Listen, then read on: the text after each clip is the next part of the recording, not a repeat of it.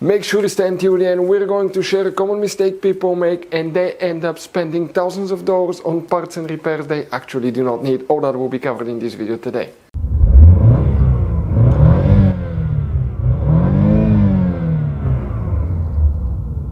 Hey guys, welcome back to Electrical Car Repair Live. Super quick helpful video to any of you having a GMC SIERRA this generation, guys, right here. If you have one of those between 2014 and 2018, you have a warning on the dash that says service charging system. You wonder what causes that, how you can fix it. Could be quite simple fix that most people overlook, they don't check. Also, in addition, if you need to buy replacement parts and tools, guys, we're going to share the information in the description of the video below and you can see where we get most of our tools and supplies from. So let's start on it now. So before we start, let us tell you guys a little bit about us. Every single car we get here at the garage, we try to make at least 200 to 300 free repair videos. We take them completely apart, we show you how to fix pretty much anything. Why we guys do all that? Because our mission in the shop is to save you as much money as we can. All we need in return, please subscribe to the channel, like the video, that way we can keep making these free videos.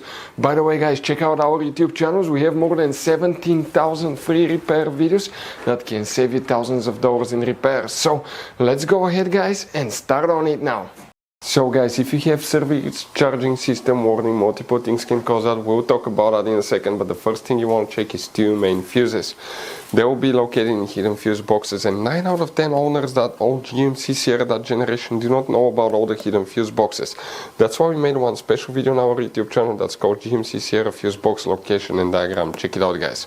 What we need to do first, we need to open the driver door, and on the driver's side you see you have guys, once you open the door, on the side of the dash you have that cover here that you can remove. Just pry it open, and behind it you're going to find a fuse box with a layout that looks like this one here. Before we continue, let's explain quickly why it's always a good idea to test fuses and relays. It is guys very important to test fuses and relays. On those fuses you cannot clearly see if they're burnt or not, especially you can see in the J-case fuses as well. And if you guys assume, okay, let's say you remove a fuse, you look at it and you assume guys that it's actually a good fuse, but it's actually a bad fuse, sometimes you cannot clearly see that.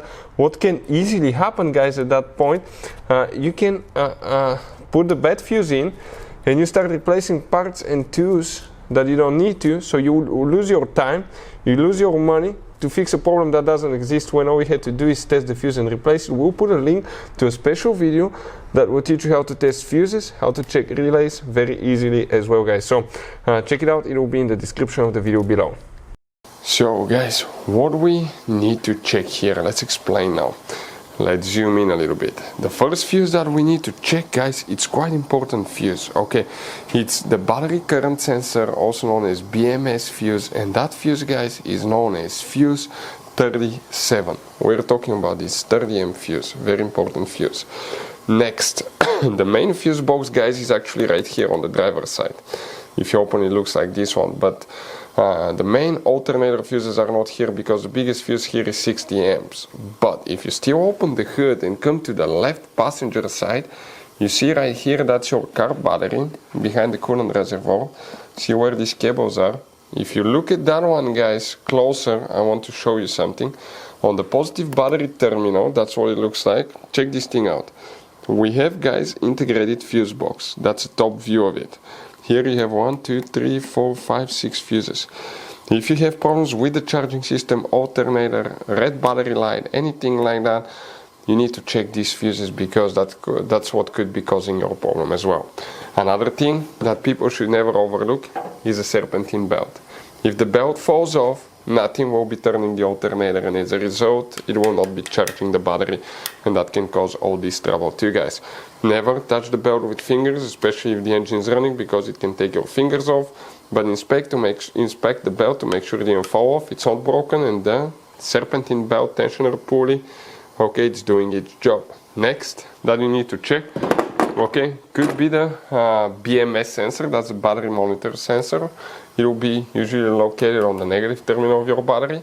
You need to actually test your battery because bad battery can cause that problem as well guys. We'll have many videos on the channels that will explain how to test battery.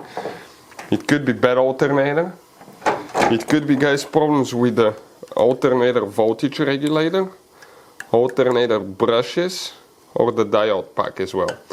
multiple things can cause that. But if you want to see how to test alternator, we'll have multiple videos on our YouTube channels that will teach you guys how to check that step by step. But always start with the fuses because it could be quite simple fix.